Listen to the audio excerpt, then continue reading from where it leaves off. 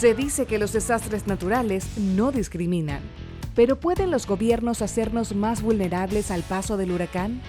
En esta edición de Efecto Naim, le contamos todo lo que nuestros líderes deben hacer y no hacen para protegernos. Además, exploramos cómo las mujeres musulmanas están transformando la economía global. Y le revelamos qué mensajes en Twitter le han costado millones de dólares a gigantes empresas. Esto y más a continuación.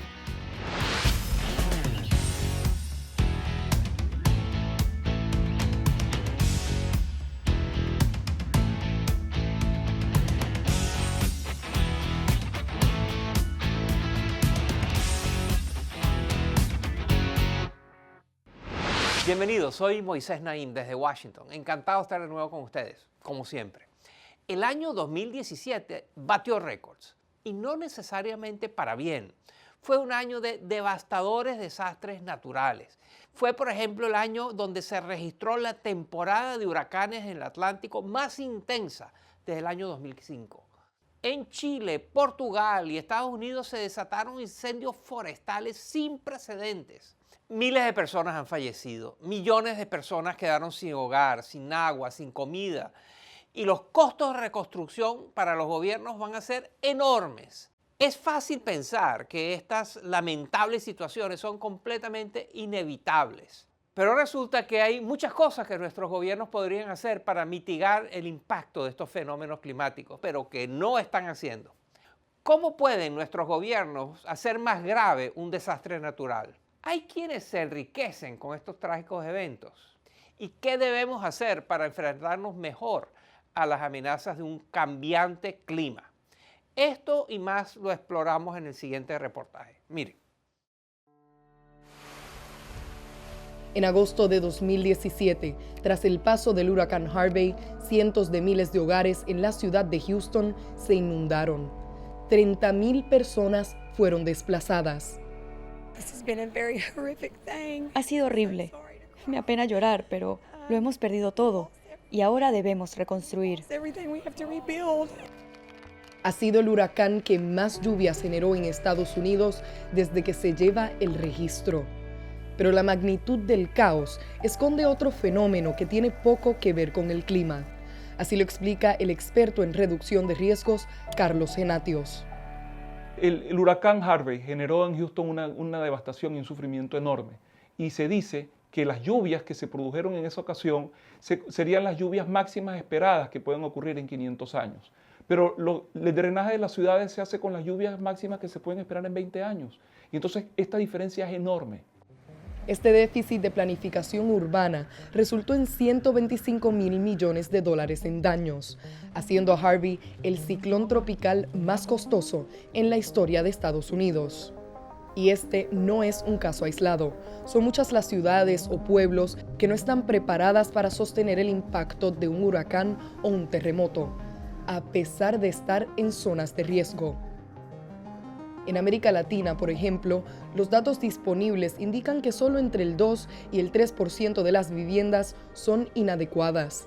Pero Genatios mantiene que la realidad es otra. Las 2/3 partes de la población de América Latina vive en viviendas que han sido autoconstruidas por los pobladores sin ningún tipo de apoyo técnico, sin la presencia de ingenieros ni arquitectos y sobre todo ubicados sobre todo en espacios sin planificación urbana. Sin información confiable, es difícil que los estados y organizaciones multilaterales puedan diseñar políticas preventivas. Pero incluso cuando hay regulaciones vigentes, se puede interponer la negligencia. Un estudio de la Universidad Nacional Autónoma de México encontró que el 71% de los edificios de la ciudad capital mexicana no cumplían con los estándares oficiales. Años antes del terremoto que azotó la Ciudad de México en 2017, los habitantes presentaron al menos 6,000 quejas sobre violaciones a los códigos de construcción.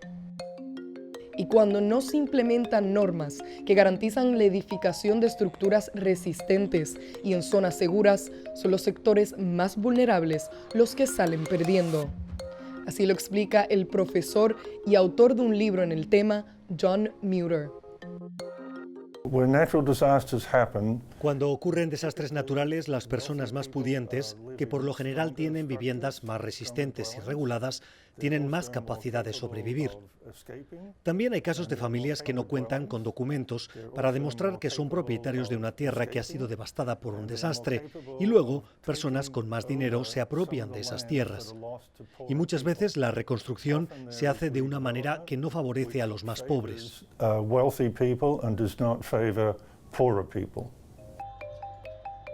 Las trabas burocráticas, los conflictos de interés y la corrupción también pueden ser obstáculos tanto en la prevención como en la reconstrucción después del desastre. Un argumento típico cuando un gobierno debe escoger un contratista para realizar el trabajo de reconstrucción es que no se puede esperar a tomar una decisión informada tras haber comparado opciones. Se insiste en que se debe actuar rápidamente para remediar la situación. Luego se toman decisiones precipitadas y eso es una receta para la corrupción. Es por eso quizás que sonaron las alarmas cuando el gobierno de Puerto Rico contrató una pequeña empresa estadounidense sin experiencia para restablecer la red eléctrica devastada por el huracán María en 2017. Incluso se lanzaron investigaciones para esclarecer si el contrato había sido impulsado por lazos entre miembros de la administración de Donald Trump y la compañía. El escándalo fue tal que se terminó cancelando el acuerdo. Mientras tanto, miles de puertorriqueños se siguen enfrentando a condiciones deplorables. Buscando remediar la situación, el gobierno de Puerto Rico creó el plan Tu Hogar Renace, que provee reparaciones de emergencia a estructuras críticas como techos, ventanas y calentadores de agua. Pero voceros como Genatios subrayan la importancia de pensar a largo plazo, invirtiendo en la prevención y apostando por la resiliencia. La resiliencia es el esfuerzo porque se pueda recuperar la calidad de vida y el trabajo cotidiano de la población de una ciudad. Y por otro lado nos presenta la oportunidad, luego de ocurrir un desastre, de tratar de reconstruir un poco mejor las cosas que se tienen previamente. Es una oportunidad crucial que permite ahorrar sufrimiento y dinero.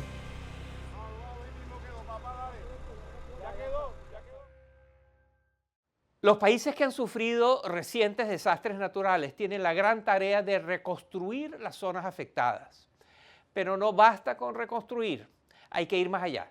Los gobiernos deben implementar políticas que nos protejan y que no nos hagan más vulnerables a estos desastres. Y al regresar a la pausa cambiamos de tema. Los voy a sorprender, les voy a hablar de cómo 50 millones de mujeres musulmanas están cambiando el mundo. No se vayan.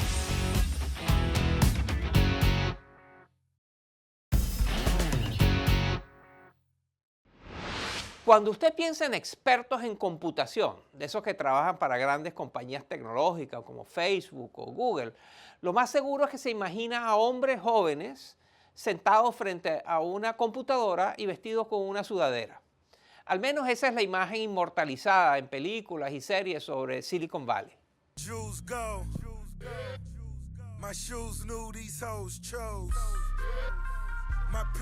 Pero al otro lado del mundo, lo más probable es que ese experto en computación no sea un hombre, sea una mujer.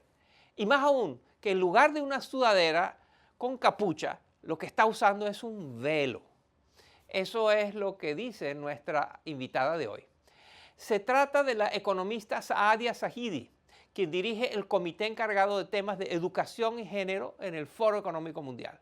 Zahidi entrevistó a 200 mujeres de 16 países, estudiando lo que ella llama una de las más importantes transformaciones de la historia. 50 millones de mujeres musulmanas se han sumado a la fuerza laboral en la última década. Eso no había pasado nunca. Y están transformando normas culturales y moldeando economías no solo en sus países, sino más allá de sus fronteras. ¿Qué fuerzas están impulsando este cambio? Sobre todo en sociedades en las que las mujeres tradicionalmente gozan de muchas menos libertades que los hombres o de mujeres en otras partes. ¿Qué consecuencias tiene esta transformación para la economía global? ¿Y qué enseñanza nos trae todo esto? Estas y otras preguntas las respondemos en el siguiente reportaje con la señora Zahidi.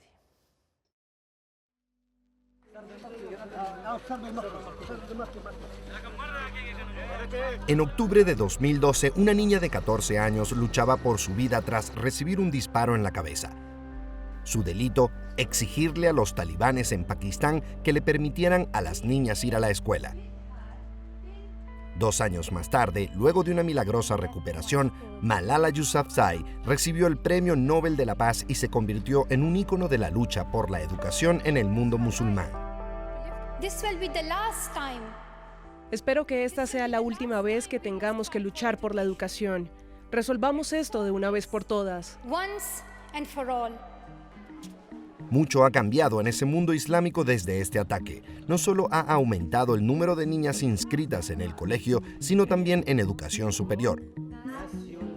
Según las Naciones Unidas, en 8 de los 16 países que componen el Medio Oriente hay más mujeres que hombres en la universidad. Ha habido una gran inversión en la educación. Hoy el 50% de las mujeres que entran a la universidad se gradúan. Eso es más que en países como Brasil, México, China o India.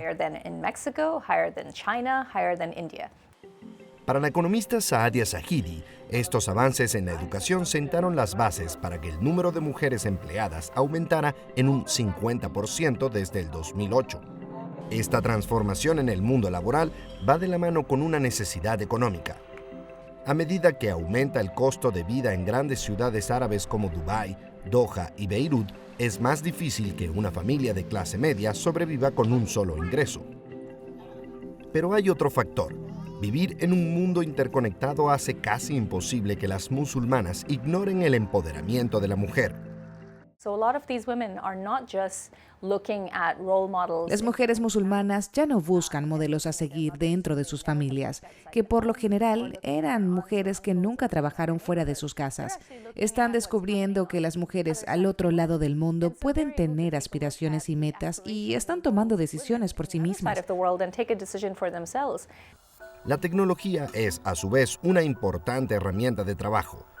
Los 5 países con más mujeres estudiando carreras en ciencia, tecnología e ingeniería son de mayoría musulmán, y cada vez son más las emprendedoras liderando en este ámbito.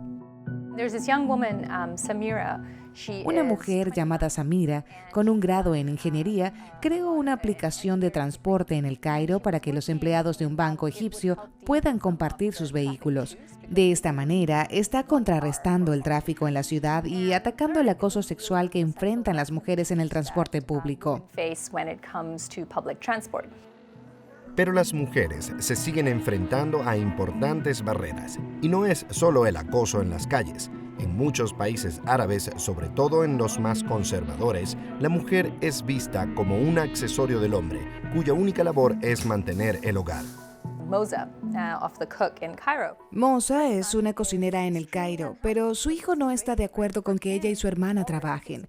Toda su vida se le ha enseñado que él debe ser el proveedor de su familia, pero se encuentra en una posición en la que no puede hacerlo y está muy infeliz. Muchos hombres todavía no entienden cuál es su rol en este nuevo sistema. Y es que estos cambios de mentalidad no se dan de la noche a la mañana. Es por eso que Zahidi subraya la importancia de que gobiernos y empresas implementen políticas que busquen cerrar la brecha de género, pero que también respeten las costumbres y creencias de la sociedad. Algunas compañías, por ejemplo, han optado por crear oficinas segregadas. Son quizás estas barreras culturales las más difíciles de derribar en una de las regiones más desiguales del mundo. Según la Organización Internacional del Trabajo, la tasa de desempleo femenina es de 16%, cuando el promedio global es de 6%. Y ni hablar de las diferencias salariales entre hombres y mujeres, pues es una de las más grandes. Pero abrir más puertas a mujeres en este lado del mundo es un esfuerzo importante, y no solo porque nos acerca a un mundo más igualitario. Las 155 millones de mujeres musulmanas que están hoy empleadas ya representan $1 billón en la economía global. Estamos hablando de una fuerza tan grande como la 16ª economía más grande del mundo. Aún queda un largo camino por recorrer para que las mujeres en general puedan gozar de las mismas oportunidades que los hombres. Pero la revolución que lideran las mujeres musulmanas es sin duda un gran paso hacia la equidad, que además promete tener un gran impacto en la economía mundial y muy probablemente en la política de esa región. Y al regresar de la pausa pasamos a nuestra popular sección de genialidades memorables. Les voy a contar la historia de una primera dama que quiso hacerle un regalo a los alcaldes de su país y lo hizo en el momento menos adecuado. Una gran torpeza. Ya verá por qué lo digo.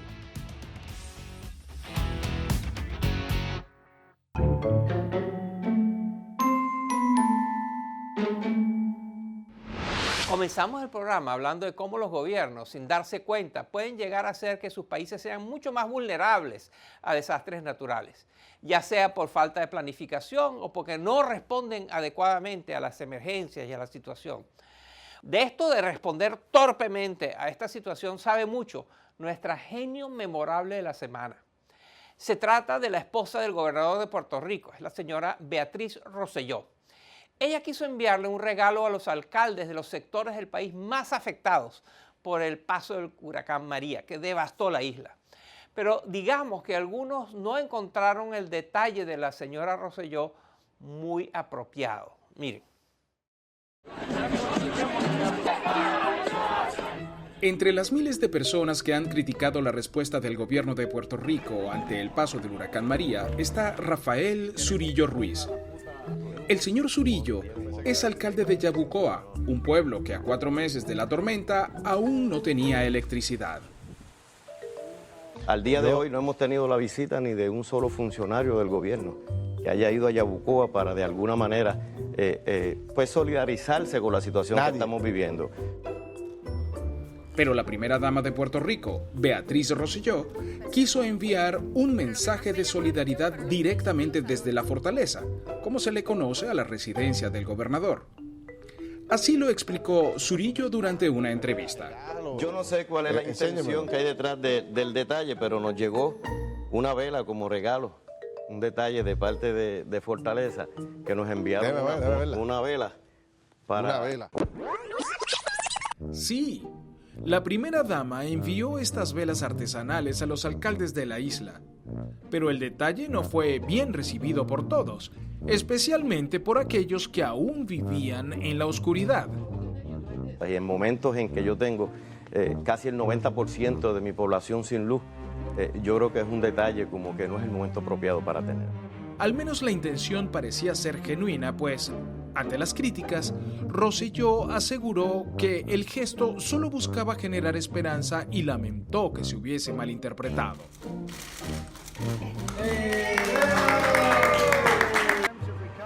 Pero no es la primera que causa revuelo con su peculiar manera de ayudar. Cuando el presidente Donald Trump visitó el territorio a pocas semanas del huracán, pareció olvidar que para los afectados la prioridad es sobrevivir la crisis y no divertirse. Y ni hablar de la manera en la que distribuyó artículos en un centro de ayuda. Hoy, a 7 meses de la tormenta, decenas de miles aún siguen sin electricidad en lo que ha sido el apagón más largo en la historia de la isla y de Estados Unidos. Pero en la genial mente del presidente, los esfuerzos de su administración han sido dignos de admirar.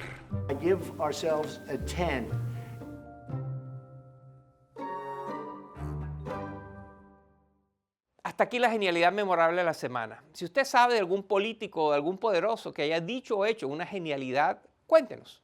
Use la cuenta de Twitter del programa, @EfectoNaim, o mi cuenta personal, @MoisésNaim. Y para terminar el programa, hablemos de los mensajes por Twitter y de dinero. En febrero del año 2018, la compañía de redes sociales Snapchat de repente perdió $1.300 millones de su valor de mercado. ¿Qué pasó? ¿Qué fue lo que hizo que cayera el valor en bolsa de esta empresa? Un tweet, uno solo. ¿Usted quiere saber cómo? A continuación les cuento este y otros casos de tweets que le salieron muy caros a ciertas compañías e individuos. Miren. La estrella estadounidense Kylie Jenner originó un tsunami en Twitter con un mensaje que parecía confirmar el descontento de muchos con la plataforma social Snapchat. El tweet fue compartido más de 75,000 veces. En pocas horas se desplomaron las acciones de la compañía. Y es que un solo tweet de un personaje influyente puede causar enormes pérdidas en el valor de una empresa. En 2016 circulaba el rumor de que los autos eléctricos Tesla utilizarían baterías de la multinacional surcoreana Samsung. Pero el dueño de Tesla, Elon Musk, aclaró con un tuit que su compañía estaría trabajando exclusivamente con la japonesa Panasonic. De inmediato el valor de Samsung en la bolsa cayó $580 millones. Los golpes de 280 caracteres de Donald Trump son quizás los que más sacuden los mercados financieros. Cuando la multinacional japonesa Toyota dijo que construiría una planta en México, el presidente estadounidense la amenazó públicamente con más impuestos. Y en apenas 5 minutos, las acciones de la empresa sufrieron pérdidas de $1.200 millones. Es tal la influencia del presidente que existe un robot que estudia sus tweets para pronosticar si alguna compañía sufrirá una caída en su valor y así comprar sus acciones a precios muy bajos. El poder de Twitter incluso se hizo sentir en las canchas de baloncesto. Mark Cuban, dueño de los Mavericks de Dallas, fue multado por $50,000 tras criticar a los árbitros de la liga estadounidense NBA. Y es que los tweets también le pueden salir caros a quien los escribe. Hasta aquí el programa de hoy. Espero que les haya interesado. Como siempre, puede seguirnos a través de nuestras redes sociales. Y si quiere recibir todos los lunes en su correo electrónico lo más reciente de este programa, por favor, suscríbase a nuestro boletín a través de la página web efectonaim.com. Gracias por acompañarnos. Nos vemos la semana entrante.